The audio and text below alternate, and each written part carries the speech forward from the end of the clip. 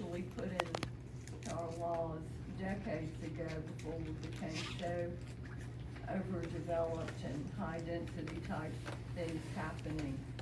And for like a fire department, a church, utilities, things of that nature that were pretty low key, but now we're getting large and very difficult issues. And we're working with Code White. My perspective on that is special exceptions should go through a proper process with overview and public discourse, rather than just going straight to the zoning appeals board. And they have very limited time and sometimes access to information in that context. So on the floor, discussion of a maybe 'Maybe a 6-month moratorium in tandem with our development with Code White. What are your? Are we talking about only in zone areas? I think it should be countywide, zoned and unzoned. Because in unzoned, I don't understand what a special exception would be. Yeah, we don't have special exceptions in unzoned, because it's unzoned, it's only in zoned areas. So the special exception is asking for relief from a zoning regulation. So So that, then it needs to stay with the Board of Zoning Appeals. And if we got a problem with people not being able to figure that out, then I've thought for years that the zoning board needs to meet at a later time in the day, because they meet so early that nobody's gonna be able to be there. So that may be some way of alleviating some of the problem for, as far as public comment goes, is that for us to take a look at when the zoning board meets and making that change. They do meet rather early. I think they meet around 5:30. 5:15. Yeah, that's needed to be changed for years, and that's something Chairman Dunn and I have talked about here recently, is getting that changed, because you have a hard time even finding someone to even want to serve on that board. That's a tough thing. It took me almost a year to find somebody that would agree to go do it. And so we need to take a look at when they're meeting and making sure that it's available for people to have time to get there. If there is a variance or an exception that needs to be heard. But I believe that, and it's my opinion, that the Board of Zoning Appeals is the correct group to hear that. Because we as council appoint them to do that work. And if we need to change that time till 6:30 on a certain night, then That sounds reasonable, but we also need to have a little better oversight or review before it goes to the zoning appeals board. What is the current status of that? As far as the advisory board, we get the packet out, just like we do for the planning commission. We get their agenda when it comes out. And anybody that's on the planning commission email list, we get that as well. and the majority of applications we get are for like setbacks from people's houses. That's the majority, that they're asking for a variance from the BZA.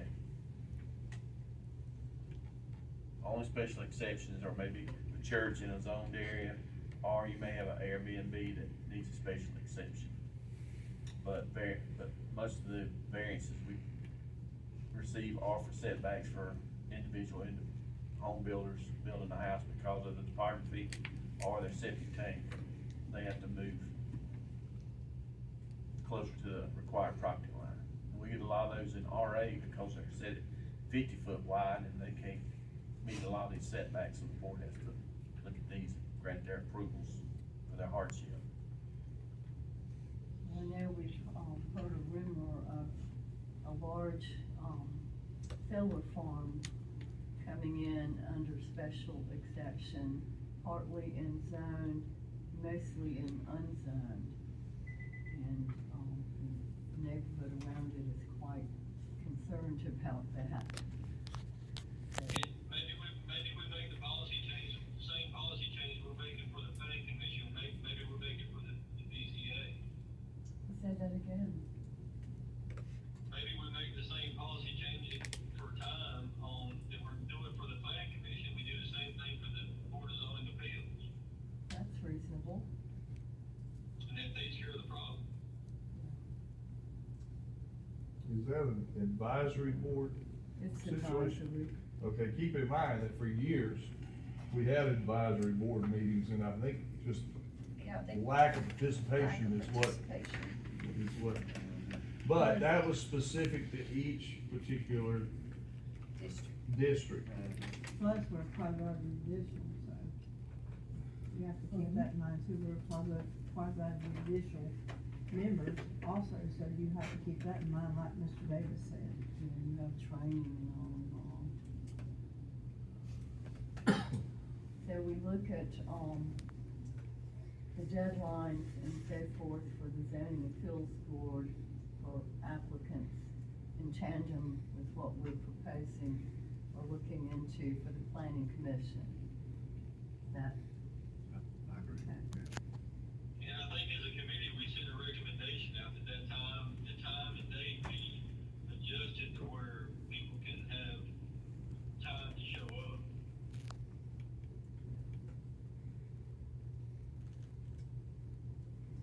Okay.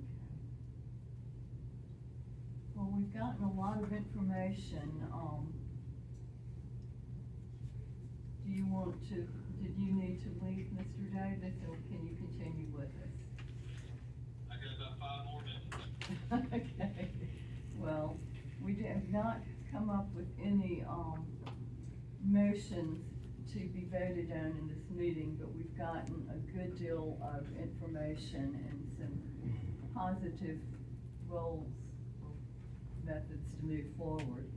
And at this time, if it suits my colleagues here, we will open the floor for public discussion with our citizens attending. Is there silent? No, didn't get nearly enough sleep to publicly speak today. Thank you. Well, we don't have anyone signed up. Does anyone want to contribute some information or ask questions that's here with us today? I did submit several items for the public record to the clerk Renee there. I'm not prepared to speak, but I'm not prepared to speak right now, but there should be a sufficient amount of data in those I packets. did read that, and that prompted that item on the agenda seeking clarification. Great. Thank you. Thank you for your help. Yes. We need more citizens participating. Thank you. Anyone else? What we were talking about at the end with the variance, that you said somebody could ask for a variance with a setback. Is that only in zoned or unzoned? That's either or. Either or. So is a property owner that borders that gonna be notified that there's been a variance? Yes, we mail out, the mailings, just like we do for any planning commission meetings. Public gets notified, and a sign is normally set out most of the time. Is there a way to make that public on the website? Because as we've talked about, the mail is 30 to 45 days delayed, because we're experiencing that regularly here. Is there a way to make that more public?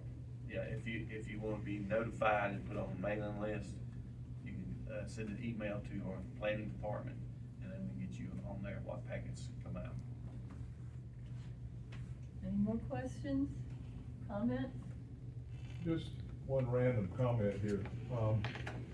I've heard quite a few times during this meeting about we want to be fair to developers. Well, yes, we want to be fair to developers, but we also need to realize the other side of this, and that's to be fair to the taxpaying citizens that have lived here and contributed to what this county currently is. And Thank you. adjoining property, Absolutely. and adjoining property owners. The question about,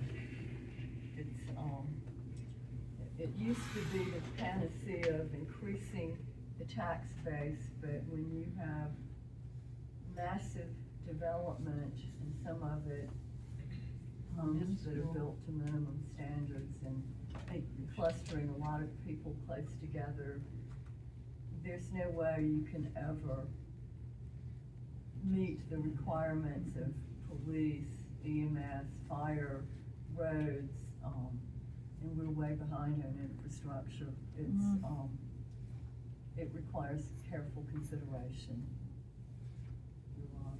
Ms. Wilson, I lived in California for 5 years in some of these concentrated subdivisions. If I couldn't mow my yard in 5 minutes, I had a broken lawnmower. Do what now? If I couldn't mow my yard in 5 minutes, I had a broken lawnmower. We live so closely in California in concentrated subdivisions. I can tell you something I don't hear in conversation here is about waste management coming out of these subdivisions. It can be extensive to where we saw on a weekly basis, bed frames, TVs, and other things being dumped in agriculture land because they didn't have an effective way of getting rid of it. And I understand that today, it's free to go to the dump. But will it always be when we continue to have more and more people and that increases? And I don't hear a lot of conversation about waste management, and it is concerning. Well, I do know that, our sheriff has indicated that there are more calls in these densely populated areas. And we do have a good solid waste department, we have an excellent recycling program, so there's no, issue there except catching the varmints that dump stuff where they're not supposed to. Yes, sir? Ms. Wilson, every resident every year has a tax on their property taxes for waste management. To be able to handle this, there's a lot of fear factor. At what? A lot of fear factor going on. A lot of what? Fear, people throwing fear about, oh yes, about what can happen. You know, my biggest concern is the 2-acre people that would have dogs yapping, utility bills in the yard. I think we need to save more farmland and utilize less land for more. It would allow more trees and more environmental stuff to be more healthy over animals and their deer, their squirrels. We Should do make have an everybody happy. upgraded conservation development design protocol that's in process now. And that should help with the fact, it allows more open space and allows clusters. And that's supposed to reduce the cost of development, but keep a lot of open land. But I believe that if we could use less land to get more, it would really help. I think there's some things coming through with the land use ordinances, the land use ordinances that they're working on right now. Can't get here quick enough. I've been talking about that recently, and we're actually having a discussion next week, with, Upstate Forever on some other alternate zoning, codes that could be used, agricultural overlay, district overlays, and things like that can help with some of that. But I agree with him as well. We don't have a lot of protection for large tracts of land, within, if you're, a lot of the county is unzoned. And, we have those conversations about that. Zoning is really the first line of defense for farmers and for citizens as well when it comes to the community itself. So hopefully the land use ordinances will improve some of that, but they can't get here quick enough. There are a number of tools that farmers can avail themselves of. Covenants and restrictions are one. That trumps everything. I regularly recommend that to folks, and then there are different conservation easement tools that they work for some people but not for others. It all bears careful review. And update, we had a recent water quality council meeting here. I don't know how many of you are aware, I keep complaining about it, but we have hardly a stream left in our county that's unimpaired. And we have grants that are going out to different groups to collect data on stream analysis. One of them is a Dr. Peter Vandenberg. He's a Clemson professor, and he's testing over in the site below the Kinder Morgansville. They have made some interesting discoveries, and they're going to test more, but apparently we're getting these, what they call PFAS, showing up in the water, flows around our county. But anyway, they're gonna be collecting data with the baseline for as many of the streams in the county, and hopefully providing, a place for people to look at the information and hopefully come up with better policies. Mr. John Batson is on that board too. Anyway, anyone else before we? Cindy, I wasn't gonna say anything. I'm a joining property owner on the Burress Farm project.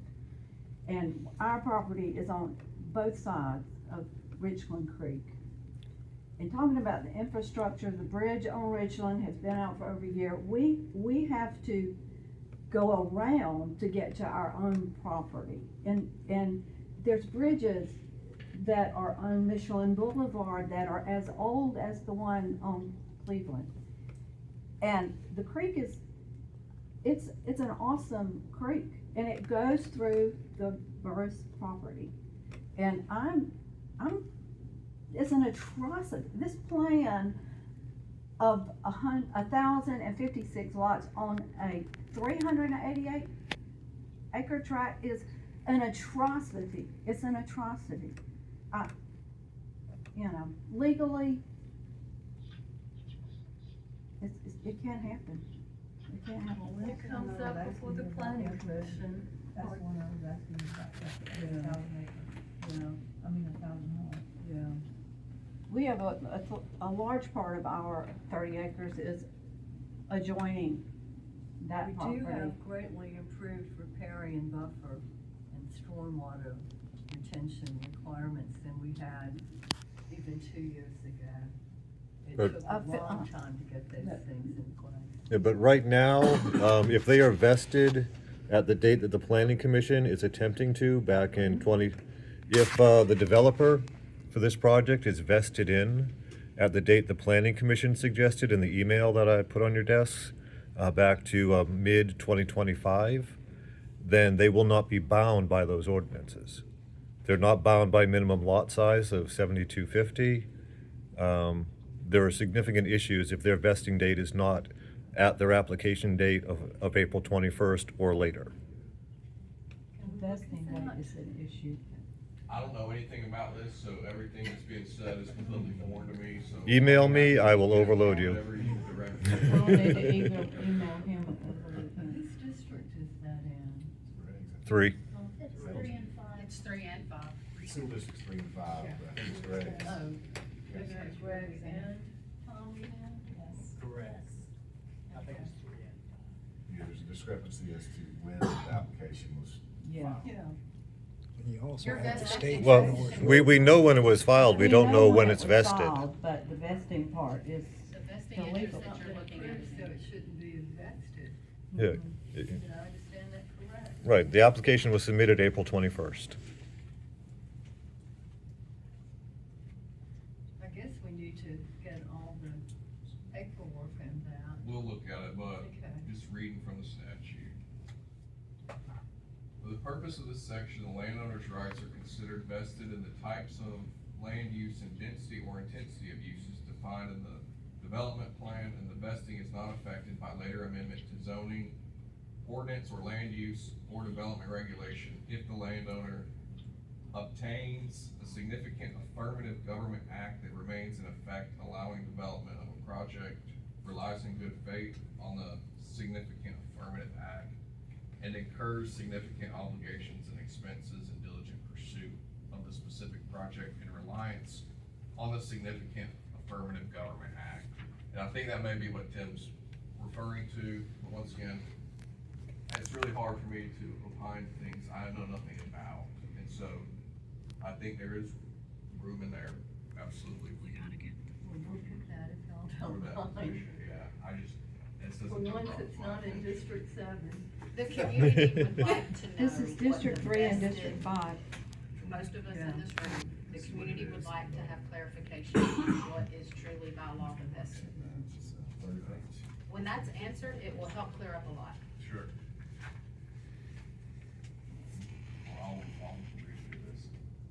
We will reconvene, at a later date, and we'll work on all of these issues, and thank you, all of our Can I say county one thing? people, yes. I wanna thank, Commissioner Van Hartwell for being there, for going, it's not, I know it's not easy for the planning commission, but more planning commission should have been there today. But I wanna sincerely thank Commissioner Hartwell and all the citizens there, thank you. Yes, sir, we all agree, it's so helpful for, local government people to have citizen participation. We have a lot of people with great expertise that sometimes we don't have, and we have good, solid expertise on our county staff side. We really appreciate the input. It's very helpful. We didn't take votes here today, but we have a good direction established, and hopefully we'll have something to bring back before long. Thank you, Motion to everybody. adjourn. Second.